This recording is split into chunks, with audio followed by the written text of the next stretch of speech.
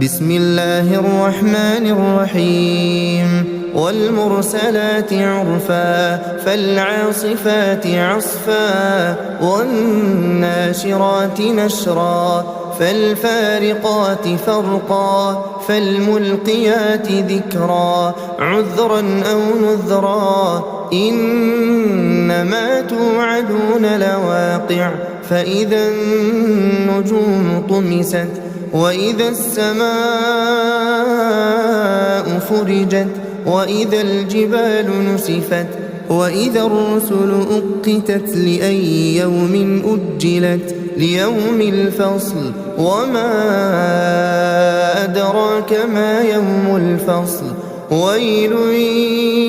يومئذ للمكذبين ألم نهلك الأولين ثم نتبعهم الآخرين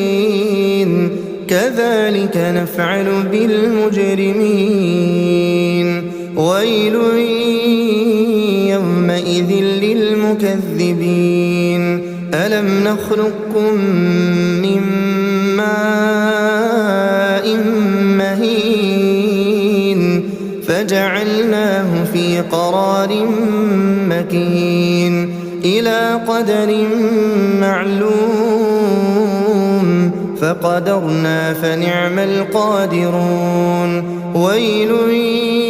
يومئذ للمكذبين ألم نجعل الأرض كفاتا أحياء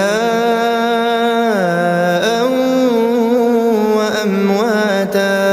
وجعلنا فيها رواسي شامخات وأسقيناكم ماء فراتا ويل يومئذ للمكذبين انطلقوا إلى ما كنتم به تكذبون انطلقوا إلى ظل ذي 3 شعب لا ظليل ولا يغني من اللهب إنها ترمي بشرر كالقصر كأنه جمالة صفر ويل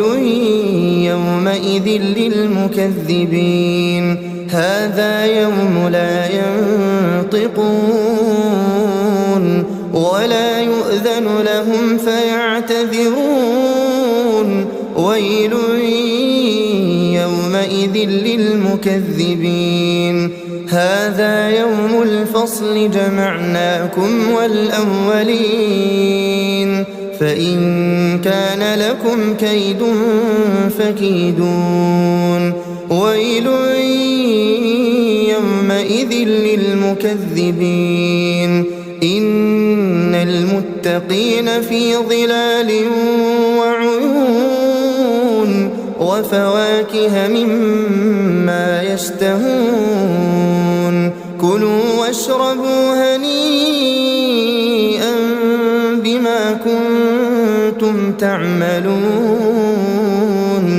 إنا كذلك نجزي المحسنين ويل يومئذ للمكذبين كلوا وتمتعوا قليلا إنكم مجرمون ويل